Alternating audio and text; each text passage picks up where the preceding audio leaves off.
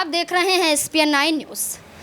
SDM ज्योति मौर्य और home guard commandant Manish Dubey के affair के किस्से जब ज्योति मौर्य के पति आलोक मौर्य ने बताए तो पूरे जग भर में ज्योति मौर्य के खिलाफ लोग उतर आए।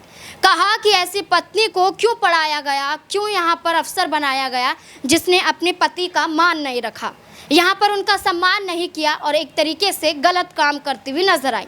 आलोक मौर्य ने खुद ये कहा कि मैंने अपनी पत्नी को पढ़ाया लिखाया अफसर बनाया, लेकिन उसके बाद ज्योति मौर्य ने मेरे साथ बेवफाई की। यहाँ पर आलोक मौर्य खुद कहते हुए नजर आए कि ज्योति मौर्य यहाँ पर मनीष दुबे के साथ आपत्तिजनक स्थिति में पाई गई। आलोक मौर्य तो यह आरोप लगा ही रहे थे, लेकिन साथ ही साथ इसकी भनक मनीष दुबे की पत्नी को नहीं थी। लेकिन जैसे ही मनीष दुबे की पत्नी को इसकी भनक लगी तो सीधे तौर पर वो मैदान में आ गई और उन्होंने कहा कि मैं यहाँ पर लड़ाई लड़ूंगी। मुझे ये नहीं मालूम था कि मनीष दुबे के अफेयर यहाँ पर ज्योति मौर्य के साथ भी हैं। मैंने ये तो देखा है कि मैंने कई लोगों के मुंह से ये सुना था कि मनीष दुबे एक तरीके से कई लड़कियों के साथ वो यहाँ पर अफेयर करते हुए नजर आते हैं, फ्लर्ट करते हुए दिखाई देते हैं। यहाँ पर मैं यकीन नहीं कर पाती थी, लेकिन उसके बाद यहाँ पर जब खुलासे हुए, जब यहाँ पर चीज़ें खुलकर सामने आई, तब मेरे यहाँ पर सच सामने आया कि वाकई मनीष दुबे यहाँ पर सिर्फ ज्योति मौर्य ही नहीं, कई और यहाँ पर महिलाओं के साथ अफेयर के चर्चाओं में आ चुके हैं।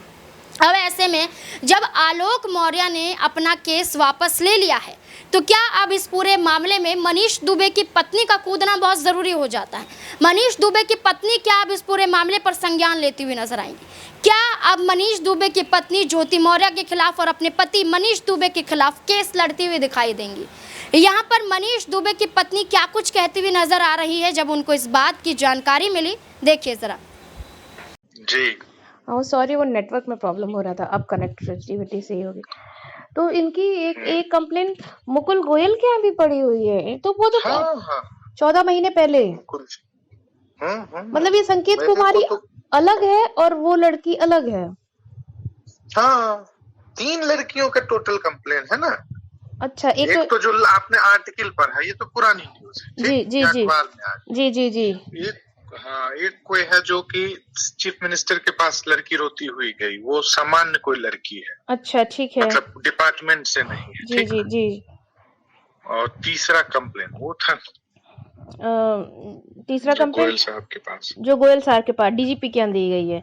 तो डीजीपी क्या गई, उस पर कोई कार्रवाई नहीं हुई है? हाँ, वो ब्राह्मण है, वो मतलब जनरल में आती है या कैसे में आती है वो? ये नहीं मुझे पता है। मुझे सिर्फ ये पता है क्योंकि मैं रीजन नहीं बता सकता था ना उस समय कि मैं क्यों ये इंक्वायरी कर रहा हूँ। मैंने कहा था कि भाई इनके बारे में पता करना है, इनसे किसी लड़की की शादी होनी है, तो because of that I am trying to investigate, right? Exactly, right. तो ये बोला था ना, मैं ज्यादा डिटेल नहीं जा सकता था। ब्राह्मण है, कौन से कास्ट की? नहीं नहीं, बाप रे बाप, मेरा तो दिमाग जो है एकदम चक्कर खा जाएगा। बताइए, ये सब तो पता है, ये ऐसा महिलाओं को ही क्यों करता है? मुझे ये समझ में नहीं आता है। महिलाओं को करता है बिकॉज कैरेक्टर जब खराब होता है तो लोग क्या करेगा, बताइए मुझे। सही कह रहे हैं आप। कैरेक्टर आपका सही हो तो आप नहीं करिएगा। मतलब ये देखिए, एक केस होता तो मैं मान लेता कि किसी को इन्होंने कुछ कहा और इनको कोई डिपार्टमेंट का लोग तंग किया, 2 3 समझ, ऐसे नहीं होता। और चौथा मैं, और चौथी मैं खुद। तो आप खुद भी तो विटनेस हैं इसके। मैं तो खुद ही गवाह हूँ इस चीज की भाई। I am shock. मतलब क्या करिएगा, तो दिस हैपेंस। इसकी तो मैं ईंट से ईंट बजाऊंगी। अब ये जो बहुत शातिर छाना जो अपने आप को समझा है, ये देखिए मैं आपको बताऊं, इसकी फेसबुक तो जीवनसाथी.com, ठीक, ये मेरा करेक्टर स्टिक बता रहा है। इसकी फेसबुक जीवनसाथी.com, इसके जितनी कॉल्स लड़कियों से बात करता है, सारी लड़कियों से बात, आदमी पुरुष किसी पुरुष से भी बात करेगा ना तो 10 से 15 मिनट से ऊपर ये कोई पुरुष से बात नहीं किया है लड़कियों के साथ। मतलब यार, अब जो कंप्लेन वाली सुनकर तो मैं और मतलब हद है। ये तो मुकुल जी से तो इसमें वास्तव में मिलने वाला है कि सर आपके ऑलरेडी कंप्लेन इनके अगेंस्ट में पड़ी हुई है। बिल्कुल है ना। मुकुल जी तो बहुत अच्छे, बहुत सज्जन हैं जो मुकुल जी यहाँ पे आए हैं। बेचारे हाँ, हाँ, हाँ। बहुत सज्जन इंसान है। सज्जन तो हाँ, बहुत सज्जन इंसान है वो। तो उनसे तो वास्तव में सज्जन है, तभी डिपार्टमेंट की बदनामी ना हो, मीडिया में उछले नहीं, समझ रहे। लेकिन मुकुल जी तो अभी आए हैं ना, हम्म, और कंप्लेन भाई पड़ी जिसके आपके पास गया कंप्लेन तो डीजी के पास ही रहेगा ना। तो पिछले वाले ने नहीं लिया तो अभी वाले ने क्यों नहीं एक्शन लिया? Got my point. और सब और सब ठीक है। इतना तो सुन के तो मैं तो हिल ही जा रही। नहीं कोई बात नहीं, आप नहीं टेंशन मत लीजिए, और मैं आपको, हम लोग ना शाम में अच्छे से फिर बात करते हैं, ठीक है? जी बिल्कुल बिल्कुल बिल्कुल। कोई आप दोस्त आ गए हैं, चलो ठीक है। ओके ओके ओके, बैठे। Bye bye. जैसे कि आपने मनीष दुबे की पत्नी को सुना, उसके बाद यहाँ पर एक सवाल आ जाता है कि आलोक मौर्य भी तो वही आरोप लगा रहे थे, फिर उन्होंने अपना केस वापस क्यों ले लिया? इस सवाल बन जाता है, और इस सवाल इसलिए खड़े हो जाते हैं क्योंकि रोते बिलखते हुए आलोक मौर्य नजर आए थे, और रोते बिलखते हुए तमाम सबूत दिखाते हुए बीच सड़क यहाँ पर अपनी पत्नी का सच बता रहे थे। क्या कुछ कह रहे थे उस वक्त, देखिए जरा। क्या मामला है? आप कह रहे हैं कि जिस लड़की को आपने पढ़ा लिखा कर एसडीएम बनाया वो आपकी जान की प्यासी हो रही है, क्या पूरा मामला? सर इसका सर मेन कारण सर है मनीष दुबे के साथ उनका अवैध संबंध सर, जिसकी जानकारी सर हमें करीब साल भर पहले हुई, लेकिन सर उन्होंने कहा कि दोस्ती है। खैर सर हमारी पत्नी सर एसडीएम थी उस समय, इलाहाबाद प्रयागराज में सोराम तहसील में रहीं। तो मैंने कहा सर बड़े पद पे हैं, दोस्ती तो हो ही सकती सर, अधिकारियों से बात साथ बैठना उठना हो। तो मैंने सर, उन्होंने मैं ये कह के टाल दिया, तो सर मैंने ध्यान नहीं दिया सर। इसकी भनक सर मुझे उसका ये जो शक था वो विश्वास सर 22 फरवरी को हुआ, जब मनीष दुबे गाजियाबाद से चलकर सर मेरे आवास एलनगंज स्थित सरकारी आवास पे आया, और इनके साथ एक साथ कमरे में मैंने इनको देखा अवैध संबंध बनाते हुए। तब से सर ये मनीष दुबे और ज्योति मौर्य मेरे जान के पीछे पड़ गई हैं। कौन है? पूरी कहानी बताइए, क्या मामला है? सर 2010 में ज्योति मौर्य के साथ मेरी शादी हुई सर। मैं सर पंचायत राज विभाग में सर 2009 में सेलेक्ट हुआ प्रतापगढ़ में सर, वहीं पे नौकरी कर रहा हूँ सर। और 2010 में इनसे 19 नवंबर को मेरी शादी हुई, और सर उसके बाद हमारे संबंध बहुत अच्छे रहीं। इन्होंने कहा मुझे पढ़ना है सर, मैं इनको पढ़ाने के लिए मैं इलाहाबाद लेके आया, और इलाहाबाद में सर द काउंसिल कोचिंग है, वहाँ पे इलाहाबाद की सबसे अच्छी कोचिंग थी। मैंने वहाँ पे किसी तरह सर पिताजी के सहयोग से, भाइयों के सहयोग से, और यहाँ तक कि मैंने अपने डीपीआरओ साहब के सहयोग से पैसा उधार लेके इनको कोचिंग कराया, और सर ये मेहनत भी की सर, और सक्सेस भी हुई। 2015 में ये सर एसडीएम पद पे चयन हुई, 16वीं रैंक इनकी आई सर। बहुत ही खुशी का माहौल हुआ कि हम एक छोटे पद पे रहते हुए अपनी पत्नी को इतना आगे ले गए। वो भी बहुत खुश थी, पूरा परिवार खुश था। और सर 2015 में ही मेरी सर भगवान की दया से मुझे इतनी खुशी मिली कि मेरी 2 जुड़वा बिटिया भी हुई, और जिनका नाम हंसी खुशी मैंने रखा, क्योंकि उस समय खुशी का माहौल चल रहा था सर, और सर बहुत अच्छा चल रहा था। लेकिन सर 2020 में ये मनीष दुबे जो जिला कमांडेंट होमगार्ड है, उसकी एंट्री होती है हम दोनों पति पत्नी के बीच में, और सर घर इतनी तबाही पे पहुंच चुका है कि घर तो टूट ही रहा है, बच्चे तो दूर हो ही रहे हैं, पत्नी दूर हो ही रही है सर। यहाँ तक कि मैं मुकदमा भी मेरे ऊपर हो गया है, और मेरी मौत की साजिश भी रची जा रही है।